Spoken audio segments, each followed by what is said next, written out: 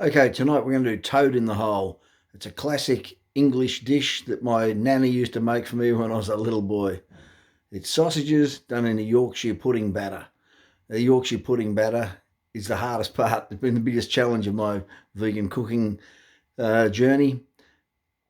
There's a lot of recipes online that use baking soda and baking powder, and it's all nonsense. What you've got to do is replicate an egg, and I applied a bit of simple science to that and came up with a formula using oil to replace the lipids in an egg and vital wheat gluten to replace the protein in an egg. I'll show you the recipe in a second, but it's a really it sounds dreadful, but it's a really delicious dish served with a good brown onion gravy and veggies. We'll get on to it shortly. Okay, for starters, we'll get the sausages ready. Those are the sausages. They're made from seitan that I showed you how to make in episode 7. They've just been, the seitan was rolled. I put it in a little sausage mould, steamed them, and gave them a quick fry, get a bit of colour on them. And we're going to stick those in the oven. The oven's going. It's on about 230 on the setting, which really actually gets to about 250. And going to give those about 10 minutes till the oil is smoking. Now while those snags are heating up, let's get on to the star of the show, the Yorkshire pudding batter. Just have a look at that. Beautiful. It's a simple recipe, but you've got to be fairly accurate. Pause on that to get a look at the ingredients if you need to. But use some scales, some simple digital scales. They're pretty cheap these days. Get that. Mix it all together, give it a really good whisk.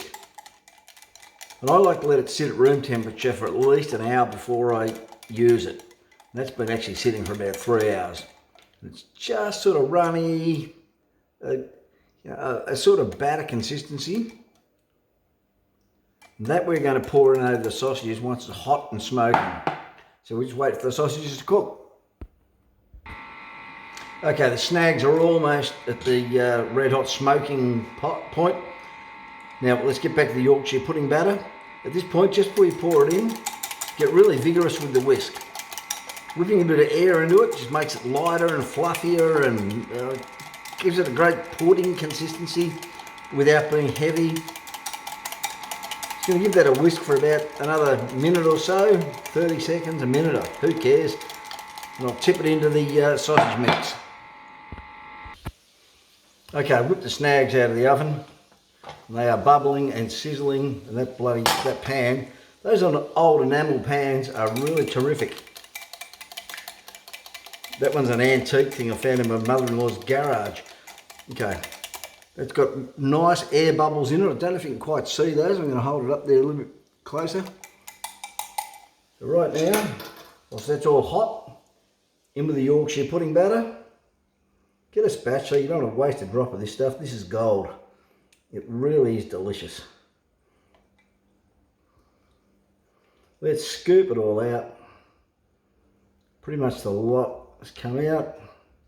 It's going to go back into that red hot oven for about 20-25 minutes. We'll just see how it goes. Okay, that's had about 25 minutes in a steaming hot oven. I'm in a really red hot oven. Got beautiful brown, crispy. Just delicious. So let's fish that out.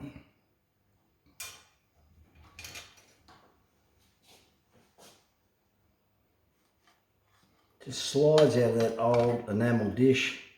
An absolute treat. An absolute treat that came out. There we go, plate's hot.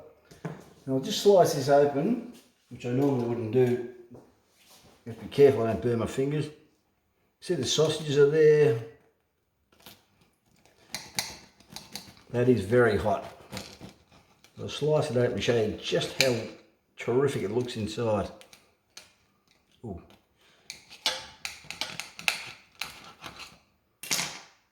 Beautiful. See the sausages in there. See the Yorkshire pudding batter. Ah, that is hot. There. Now, I'm going to serve that with some steamed veggies. I'll grab those.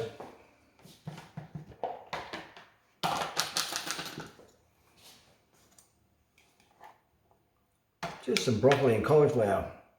I love it. It smells like fart when it's cooking, but hey, it tastes great once you turn the heat off. We'll grab the brown onion gravy. If you don't know how to make a decent gravy, well, perhaps you shouldn't be on this channel. There it is. All over the top, the Yorkshire pudding toad in the hole. Plenty over the veggies. I'm telling you now, my friends, that is a meal. A seriously good meal. Good old-fashioned English tucker. English aren't known for their culinary expertise, but that's one of those old things.